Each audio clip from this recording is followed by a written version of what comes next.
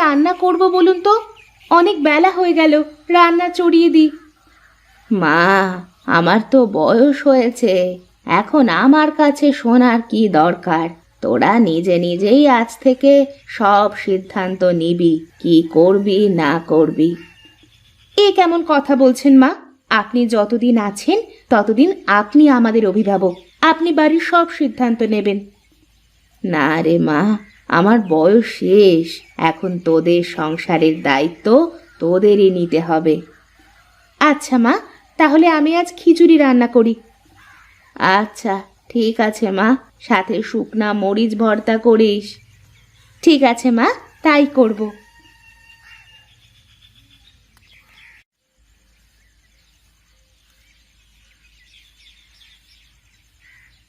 কি রে মালতী, কি করছিস এখানে? রান্না করছি ভাবি। রান্না করছিস তো বুঝলাম, কিন্তু কি রান্না করছিস তাই বল তো। কি আর রান্না করব দিদি, ঘরের সব তরি তরকারি শেষ হয়ে গেছে, তাই খিচুড়ি রান্না করছি। কি? খিচুড়ি? তুই কার কাছে শুনে খিচুড়ি রান্না করছিস শুনি? কেন, খিচুড়িতে কি সমস্যা? তুই রান্না করার আগে আমার কাছে একবার শুনে দেখতে পারতি। আমি তো মায়ের কাছে শুনে এসে তারপরে রান্না করতে বসেছি। এরপর থেকে যে কোনো কাজ করার আগে আমার কাছে শুনে নিবি। কেন, আমি তো মায়ের কাছে শুনে তারপরে রান্না করেছি, আর মা যতদিন বেঁচে আছে ততদিন মা তো এ বাড়ির অভিভাবক। তোর এত বড় সাহস, তুই আমার মুখে মুখে কথা বলিস? এখানে সাহসের কি হয়েছে? আমি তো ঠিকই বলেছি।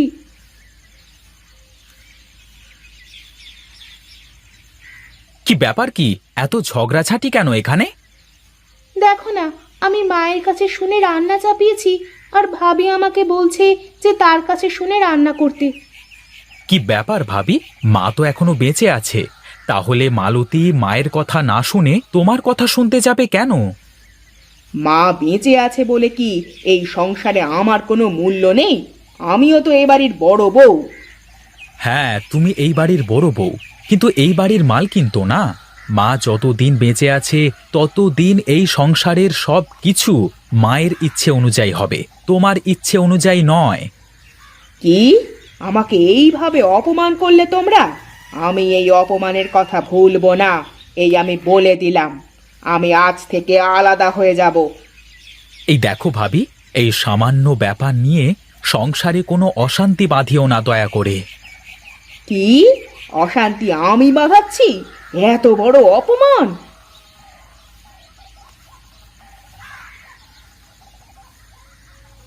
দেখেছো ভাবি ব্যবহার, দেখেছো?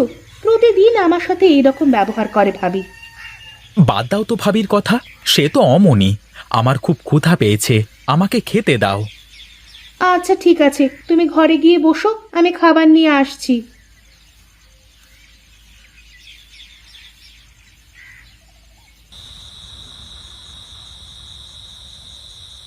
কি ব্যাপার, তোমার মন খারাপ মনে হচ্ছে? তা কি হয়েছে শুনি? না, তোমার আর সেই কথা শুনে কোনো লাভ নেই। আমার কথা তোমার মাথায় ঢুকবে না। ও, বুঝেছি আমি। তুমি মনে হয় বাপের বাড়ি যাবে, তাই না? অনেক দিন তো হয়ে গেল বাপের বাড়ি যাওয়া হয়নি। চলো চলো, শ্বশুর বাড়ি থেকে ঘুরে আসি। না, আমি কোথাও যাব না। নিজের বাড়িতে সুখ না থাকলে কি আর অন্য কোথাও সুখ খুঁজে পাওয়া যায় নাকি? কেন, বাড়িতে আবার কি হয়েছে যে বাড়িতে সুখ নেই বলছো? কি আবার হবে? তোমার ছোট ভাই আর ভাইয়ের বউ মিলে আমাকে যা খুশি বলে অপমান করেছে। তা কি বলেছে ওরা, বলো তো শুনি। আমি একটু বলেছিলাম যে কোনো কাজ করার আগে আমার কাছে শুনতে, সেই জন্যে আমাকে কত কথা শোনালো। আমি নাকি এই সংসারে অশান্তি বাঁধাই।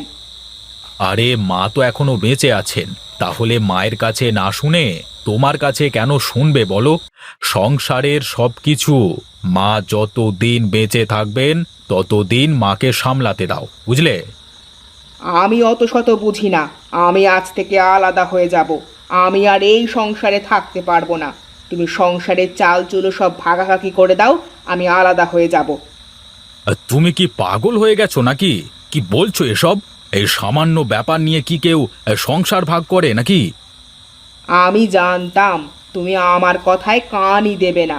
আমাকে অপমান করেছে তো, তোমাকে তো করছে না, তাই তোমার গায়ে জ্বালা বাঁধে না। আচ্ছা আচ্ছা, হয়েছে হয়েছে, কাল আমি সুজয়ের সাথে কথা বলে দেখব। কি হয়েছে বাবা? আমাকে ডেকেছিস কেন তোরা? মা, বড় ভাবি কিন্তু দিন দিন খুব খারাপ ব্যবহার করতে শুরু করেছে। একটু থেকে একটু হলেই আমাকে বলে আলাদা হয়ে যাব, থাকবো না সংসারে। হাতের 5 আঙুল কি আর সমান হয় রে বাবা? বড় বউ একটু খিটখিটে স্বভাবের। সবাই মিলেমিশে থাকাটাই তো সংসারের নিয়ম। শোনো ছোট বৌমা, আমি তোমাকে বলি, সব সময় তুমি একটু ছাড় দিয়ে চলার চেষ্টা করবে, তাহলে দেখবে বড় বউ আর কিছু বলতে পারবে না। না মা, মানুষকে ছাড় দিলে মানুষ আরো মাথায় চেপে বসে, তাই কোনো ছাড় দেওয়া চলবে না। ছাড় দিলে কেউ ছোট হয়ে যায় না রে মা। ছাড় দেওয়া তো অনেক বড় একটা গুণ। এই গুণ সবার ভিতরে থাকে না রে বাবা। আমি কি কম ছাড় দিই নাকি মা? সংসারের সব কাজ প্রায় আমিই করি। বড় ভাবি তো কোনোদিন কোনো কাজ করে না, সে আমাকে তার হাতের পুতুল করে রাখতে চায়। অনেক রাত হয়েছে, এখন তোরা ঘুমা। আমি কাল সকালবেলা এর একটা ব্যবস্থা করে দেব।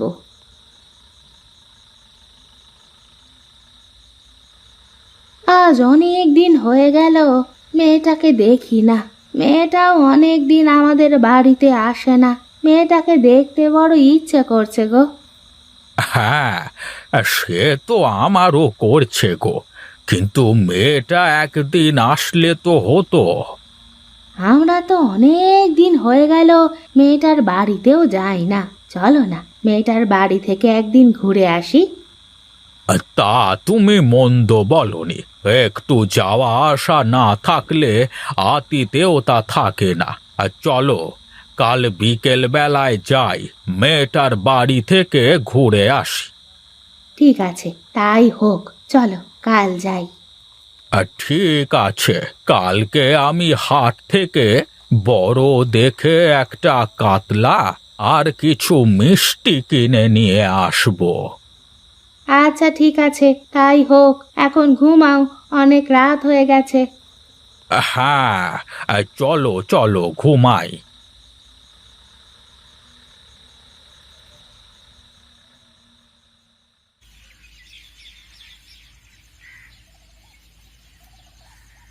ওগো, কোথায় গেলে?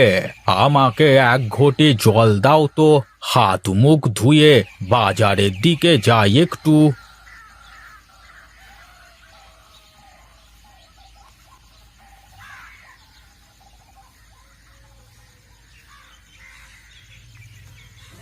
গিন্নি, বাজারের ব্যাগটা দাও তো দেখি, বাজার থেকে ঘুরে আসি।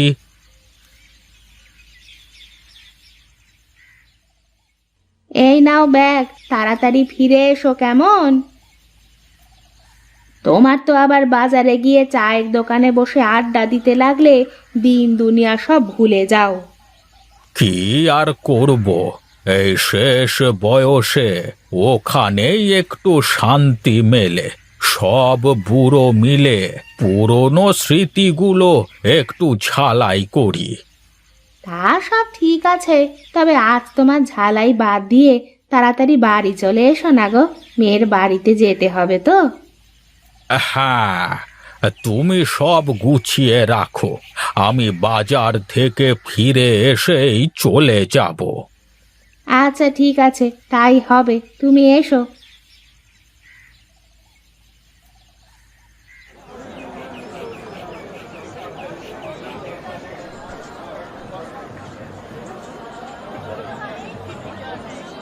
আরে হরিহর কাকা, কি মাছ দেবো আপনাকে?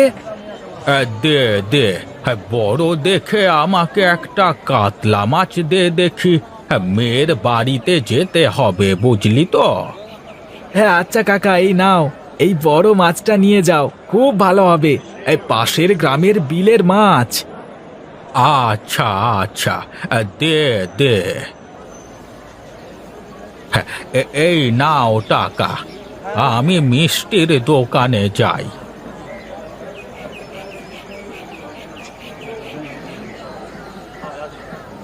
এই ভোলা, আমাকে ভালো দেখে কেজি 5 মাছ দে দেখি। হে, এই এত মিষ্টি দিয়ে কি হবে গো হরিহর কাকা? কোথাও যাবে নাকি? হ্যাঁ রে, আমি একটু মেয়ের বাড়িতে বেড়াতে যাব। আচ্ছা আচ্ছা, ঠিক আছে, দাঁড়াও, আমি ভালো দেখে ছানার মিষ্টি দিচ্ছি। আজ সকালবেলায় বানিয়েছি। এই নাও টাকা।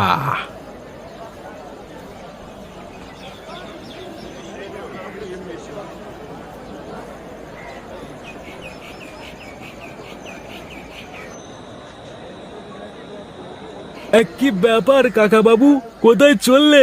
বাড়ি যাবে নাকি? হ্যাঁ রে গণেশ, হ্যাঁ ভালোই হয়েছে তোর সাথে দেখা হয়ে।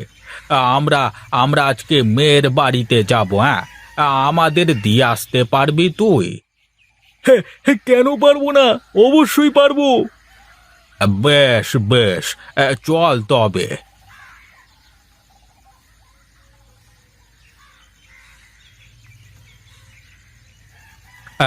তুই এই জায়গায় দাঁড়া, আমি আসছি তোর কাকিকে ডেকে নিয়ে।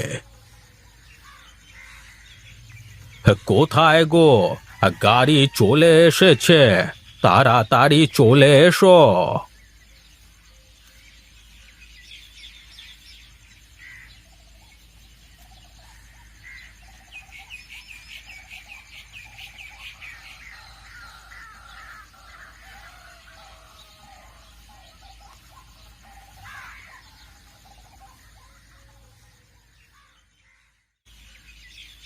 মা, বাবা, তোমরা কতদিন পর আসলে আমাদের বাড়িতে।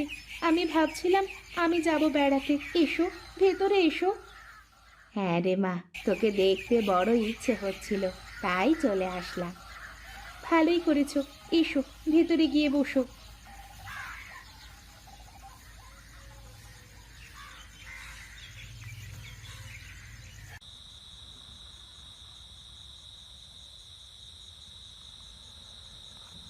জানেন বেয়ান, আপনার মেয়েটা একদম খেতে চায় না, আর ভালো মন্দ খেতেই চায় না। বাপের বাড়ি থেকে ভালো মন্দ না খেলে কি আর খাওয়া যায়? সারা জীবন ঘাস পাতা খেয়ে এসেছে বাপের বাড়ি থেকে, এখন কি করে ভালো মন্দ খাবে? হ্যাঁ, এইবার কিন্তু বেশি বলে ফেলছো তুমি ভাবি। আমাকে অপমান করলে আমি কিছু বলতাম না, কিন্তু তুমি আমার মা বাবাকে কি করে অপমান করতে পারো? আমি খেলে এখানে সব খাবার খেয়ে ফেলতে পারি, কিন্তু তোমার মতন চোখ বুজে আমি খেতে পারি না গো। খেতে পারলে তো খাবি। ঠিক আছে, তাহলে এসো, দেখি কে বেশি খেতে পারে। ঠিক আছে, আজ যদি আমি বেশি খেতে পারি, তাহলে আজ থেকে তুই আমার কথা মতো চলবি, বুঝলি? আর যদি আমি জিতি, তাহলে তুমি আমার কথা মতো চলবে। আচ্ছা ঠিক আছে, তাই হোক। তোরা কি লাগালি বলতো? থাম, তোরা থাম। ওদেরকে এই প্রতিযোগিতা করতে দিন বেয়ান, তাহলে দুই বউয়ের ঝগড়া যদি থামে।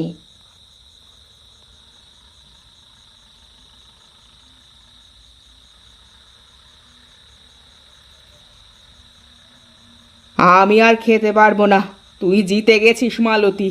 কিন্তু আমাকে একটা কথা বলতো, তুই এত খাবার খেতে পারিস, কিন্তু তারপরেও এত অল্প খাস কেন তুই? আমি সবাইকে খাওয়ানোর পর যা বেঁচে থাকে তাই খাই। আমার ভুল হয়ে গেছে রে, আমাকে তুই মাফ করে দে মালতী। কি বলছো তুমি এইসব? আমি সারা জীবন তোমাকে আমার দিদির মতন দেখেছি, আর বড় হয়ে মাপ চাইতে নেই। আমি কথা দিলাম, আজ থেকে আর কোনো ঝামেলা করব না, সংসারে আজ থেকে মিলেমিশে সংসার করব।